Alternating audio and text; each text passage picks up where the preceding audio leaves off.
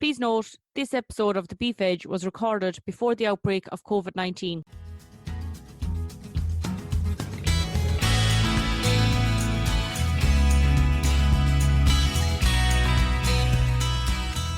Hello and welcome to The Beef Edge, the Teagasc beef podcast, for all your latest news, information and advice for Irish beef farmers. I'm Catherine Egan, and on this week's show, Nicky Byrne, researcher at Teagasc Grange, gives us an update on the latest results from the dairy calf to beef trial. But first, I asked Nicky to tell me about the background of the trial. Yeah, so the background to the study, I suppose the objective of the study is to compare the physical and financial performance of 3 different dairy beef genetic groups and, evaluate those genetics within, a really efficient grass-based production system using the type of, product that has been produced from our national dairy herd and to see what is achievable from them. So I suppose to set up the study, we used the 3 main breeds coming from the dairy herd and entering the beef herd from it, and they were the Holstein Friesian, and they were sired by the top 4 EBI bulls in the country. And then we had 2 Angus groups, and the difference between the 2 Angus groups was that one of the groups was sired by a team of bulls that were at the higher end of the scale for carcass weight and carcass conformation, compared to the other group that were at the opposite end with low carcass weight and carcass conformation. But all of these bulls that we purchased progeny from were still all easy calf and short gestation bulls that were being used commercially. None of these bulls exceeded 3.5% calving difficulty, and it was important to look at those animals that have been used, heavily on the dairy herd, and just to see what is achievable from those. You mentioned there that the 2 Angus sires were from high and low index. Can you just clarify what was the high and low that you used for your parameters for the study? Yeah, so if we look at the team of sires that we put together for each of the groups on the Angus side of things, the Anguses where there was a 12 kilo difference between those 2 groups of bulls. So we had a plus 10 kilo carcass weight figure for the high index Angus sires and a minus 2 kilo carcass PTA for the low index Angus sires. So obviously, look, the dam will be taken into account in our analysis, and we'll see what the actual difference between the animals themselves were. So the bull is just one part of the equation. You mentioned there that there's 3 progeny groups. How were each of the 3 progeny groups managed? Yeah, so the management across the 3 groups is identical, and that's very important to do that any differences that do arise in the study, that they are down to the animal genetics, not, management differences. So we grazed them, I give them all the same grass allocations. We grazed them to the same post-grazing sward height.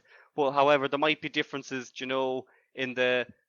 because of differences in age at slaughter and the level of silage needed, we may have differences in the overall level of forage used or that needs to be produced within the system. But from the outset, they're all stocked at the exact same. They have the same land area available. We closed up the same proportion of each farmlet for the for silage. So they're managed within their own individual farms, and all the inputs and outputs are measured, at a system, at a farm level for this study. Briefly, how are the calves sourced for the study? Yeah, so the calves are all purchased from dairy farms throughout the country. So the animals that we'll talk about that contributed to the data that we're discussing today, they came from 33 different spring calf and dairy farms throughout Ireland. They're from all Holstein Friesian dams, and we identified where the sires of these animals were used, through the ICBF database, and that's how we identified where to purchase these calves from. So once these calves arrived on the farm, how were they fed and what was the management of the calves? Yeah, so once they arrived on the farm, we fed electrolytes to the calves on arrival, to rehydrate the calves. A lot of them would probably travel, a couple of hours in transport, so it was important to rehydrate them and ensure they're, strong and alert.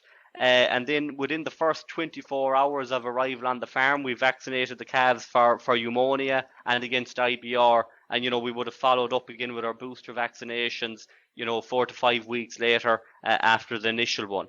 Okay, so when purchasing the calves on the farm, Donal Fahy, the research technician, visited each of the farms and, assessed the health status of the calves. We didn't select any of the calves based on their quality. They just had to meet a certain criteria in terms of the sire that they're from, the dam that they're from, and the date of birth of that calf as well, but was important. And then we eliminated calves, based on a number of factors, but the most important one was the health status of the calf. If a calf wasn't bright and alert, or if it showed any signs of discharge or anything like that, we'd keep a thermometer with us, we'd check the temperature of the calf, we'd handle the navel, make sure there was no swelling or anything like that, and just to ensure that we were getting a healthy calf. That was our main criteria in identifying calves for the trial. What was the feeding regime of the calves from once they arrived onto the farm until weaning? Yeah, so the calves on this study were fed on 2 different milk feeding treatments. So half of, each progeny group were fed on either 4 litres of milk fed twice per day or 8 litres of milk fed twice per day. And we're looking at the effect of the milk feeding treatment on the overall lifetime performance of those animals. So initially when the calves arrive in on the farm, they come in at 21 days and we feed them on 6 litres of milk. And we then over, a 4 to 5 day period, adjust them onto either the 4 litre or 8 litre treatments. And we do that, to have a very, very gradual change and to, really reduce the levels of stress on the animal until we have them settled in on farm. So that's how we manage the milk feeding treatment. And then we continue on the milk feeding treatment and we wean calves. Once they hit a target weaning weight of 85 kilos, we begin the weaning process over a week long period.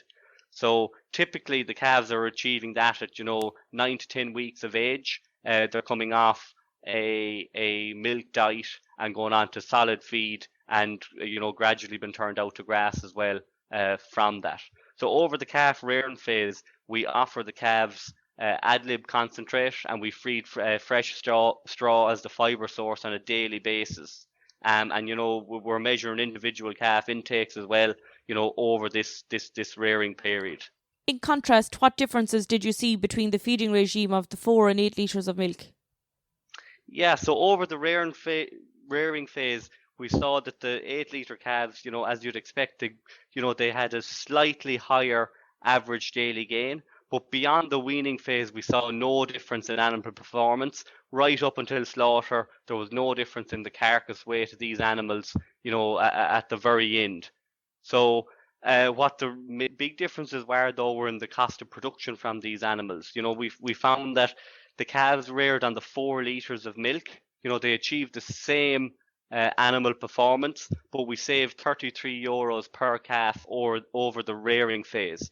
And that saving, occurred because, we saved 20 kilos of milk replacer in exchange for feeding an extra 25 kilos of concentrate to those calves and achieved, the same levels of animal performance on the back of that.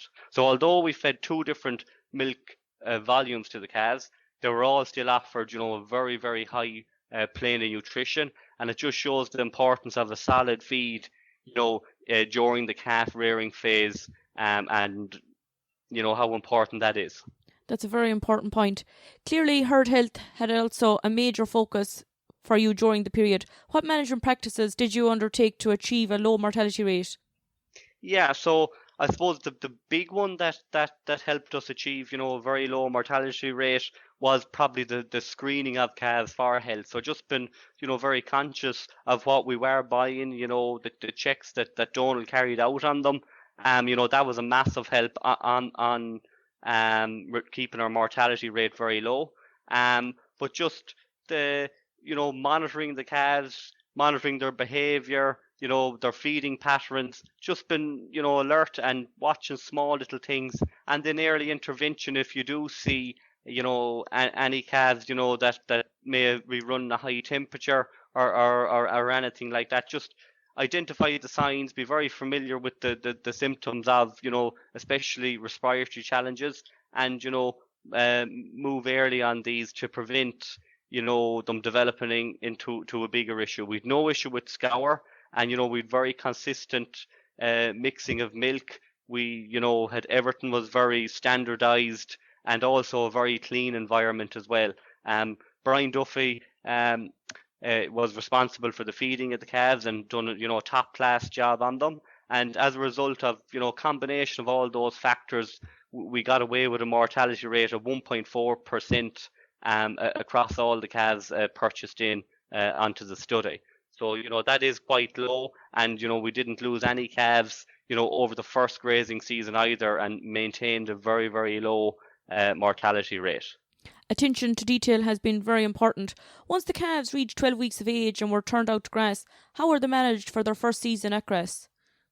Yeah, so I suppose when we turn out calves in batches, we have well-fenced paddocks, train the calves in and get them on to grass. We targeted the calves towards after grass after our first cut silage. We cut probably 56 to 60% of the entire farm for first cut silage. So we have, an abundance of after grass that is, really suitable to those calves starting off grazing and helps them achieve, high levels of average daily gain. We feed concentrates to the calves for the first 2 to 3 weeks post turnout, and then we wean them off it and they go on to a grass only diet up until mid-September. And when we don't have after grass then available to us, we try and allow calves graze where we've removed surplus bales from prior to that. So still offering calves, really leafy grass at, moderate post grazing sward height. So maybe going into covers, of probably 1,000 kilos would be sufficient for the younger type of calves. And obviously that can increase as the animal becomes a more aggressive grazer throughout the grazing season. Yeah, without a doubt, the silage quality is very important for the system. How were the weanlings managed for their first winter? Yeah, so our weanlings, we typically, we really try to minimize the amount of time that they spend indoors. Because there's obvious, health benefits of that, animal performance benefits, and obviously cost benefits. So we really do try and minimize the amount of time that we do spend indoors. So we're probably talking that we spend about 82 days indoors is typically what we have to spend indoors. And we try to offer really, really high quality silage to these animals because we have to keep them growing and going forward over the winter period. We want to be gaining nearly above 0.7 of a kilo a day over the winter period on these. So you will be needing silage probably in excess of 75 DMD. And we also are supplementing with 1.5 kilos of concentrates per head per day over the winter period. But one thing with calf to beef, and particularly with the weanlings, is that you've above any other system, you have a great opportunity to get the stock turned out very, very early in the spring because these animals are light. They have a very, very low demand. We'll be starting off with a demand of 19 kilos when we start grazing. So you have a great opportunity to get out there early with calf to beef, and you really do need to get your silage ground grazed off and to condition the sward to grow really high quality grass silage that you'll need for your winter period for your weanlings and your finishing cattle. So there's many advantages to getting turned out early. Outside of the animal performance, there's massive sward quality and production benefits from early turnout as well. The first steers were finished around Christmas and early January. Overall, how did they perform? Yeah, so I suppose the performance was quite good. I suppose just to begin with the finishing period that each of those animals required. So the Holstein Friesian steers, as you'd expect, required an additional 20 days of finishing to get them to the same level of finish in terms of fat score as what their Angus comrades were slaughtered at. So 81 days of indoor feeding is what we needed to feed our Holstein Friesians to get them to a 3+ fat score. And to get our Angus groups to a 3+ fat score, we had to feed those indoors for 60 days. And because of that 20-day difference, our Holstein Friesians consumed an extra 100 kilos during the finishing period. And if we look at the age at slaughter, which is a really, really important trait, in any system, we saw that our Aberdeen Angus groups were both killed at 22 months of age, and our Holstein Friesians were just killed slightly under 23 months of age. And when we look at carcass weight, then our Holstein Friesians had the heaviest carcasses, coming in at 305 kilos and grading O minus. O minus. And if we look at our Aberdeen Anguses, our high index Anguses had a 300 kilo carcass and graded O equals.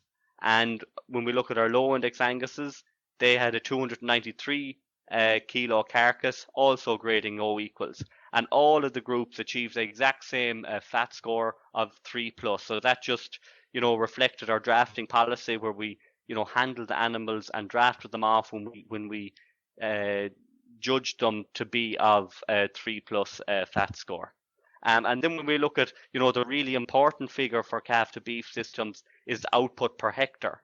And we achieved, very high levels of carcass output per hectare, with our Holstein Friesians having the highest again at 976 kilos of carcass output per hectare, and our high index Anguses achieving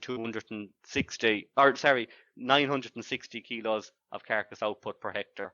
So that figure really shows that, calf to beef systems, they can be very, very high output systems, but they can still be grass-based systems. And if we look at the lifetime concentrate usage in these animals, we see that our Holstein Friesians consumed 740 kilos from birth right through to slaughter, and our Anguses consumed, 100 kilos less at 640 kilos of concentrate over their lifetime. So, and we still achieved very, very high levels of output from this system that is from a predominantly grass-based diet. There's a lot of great information gathered from this trial. Undoubtedly, calf price has had an impact on the system, and as we've seen from other previous Teagasc studies and the Green Acres programme, and you mentioned this system is very highly stocked. Can you sum up what is the financial performance of each of the three systems? Yeah, so our just on our stocking rate, I suppose our stocking rate worked out, but our stocking rate based on when calves are purchased in and our slaughter dates, our stocking rates worked out at 2.8 livestock units per hectare across the three systems. So it probably is a lot higher than what is the national stocking rate on dry stock farms. But it's in line with our grass production. We have a surplus of silage left over, and we're really matching it to our farm's ability to grow grass, and that is very important to do. When we look at the financials, calf price has a massive bearing on the net margin that we achieve from these systems. So if calf price in 2018 was quite high. So our Holstein Friesian calves cost us €120. Our high index Angus calves cost 295, and our low index Angus calves cost 280. And if we take into account that was a very high calf price year, and we were probably selling these cattle in at one of the lowest beef price years in over the last number of years.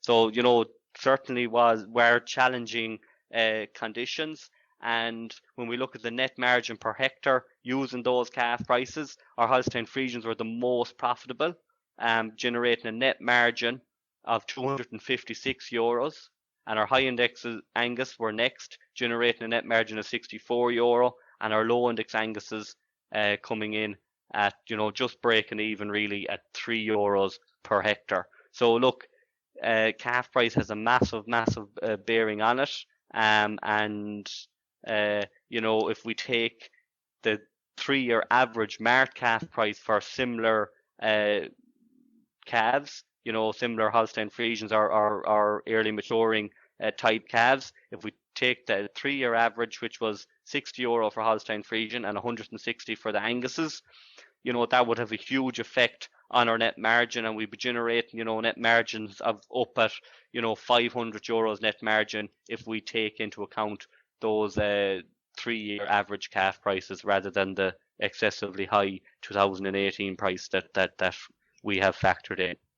I understand that these are the first progeny that have fully gone through the study. What preliminary conclusions can you draw to date? Yeah, I suppose so. This is just year one of the study. So, we may not have achieved, statistical significance on some of the parameters that we measured, but this is only, half of the data set.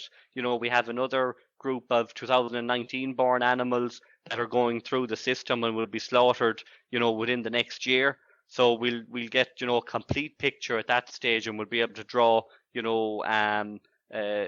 concrete conclusions from it. We'll have the study will be fully powered at that stage. But I suppose looking at it, from the first year, that very high animal performance is achievable from a grass-based diet. And we're achieving national average animal performance from this system. However, we're doing it at probably 6 months younger. And I think that really just shows the importance of, good grassland management, a well-run system, good animal health, a good vaccination program, how important that is in driving on the overall system performance. But look, we can really see from the economics of it that the relative profitability of the three groups is largely dependent on calf purchase price. And I suppose we see that the Holstein Friesian calves with the lower calf purchase price in 2018, that that really helped them achieve the highest net margin from the three systems that we assessed. But look, the trends are coming through in terms of the indexes of the groups. We see that our high index Anguses, they do produce heavier carcasses that are better conformed and have a higher kill out percentage. We've seen a 7.5 kilo difference in carcass weight between our high and low index Angus group. So the trends are all right, although we haven't achieved statistically significant differences between those Angus groups with this first year's data. And one of the really important things that we have seen is the effect of date of birth on the overall animal performance. We see that the earlier born calves, they've a really distinct advantage, particularly over the first grazing season. We see the earlier born calf really utilizing grass much better, achieving higher average daily gain, and that stands to the animal throughout its life. And we've seen that from the animals that we have on the study, when we look at it, we can see that every week later that a calf was born, it reduced his carcass weight by 3.5 kilos. So that it just shows the effect that date of birth has, especially on that first grazing season, and really allowing the animal utilize forage from an early stage, and convert that into extra carcass at the very end. No doubt there's some great information coming from the study to date. I'd like to acknowledge Donal Fahy for his involvement. We look forward to getting a further update at the Teagasc Open Day at Beef 2020. Thank you very much, Nicky, for joining me on the show. Thank you. That's all from this week's episode, and my thanks to Nicky for joining me on the show. You can catch up on all other shows and interviews from the Beef Edge podcast on the Teagasc website at teagasc.ie, or you can listen on Apple and Google Podcasts as well as Spotify. Don't forget to rate, review and subscribe so you never miss a show. For all other updates from our beef programme, keep an eye on our Twitter page at Teagasc Beef and Facebook page. Until next time, I'm Catherine Egan, and thanks for listening.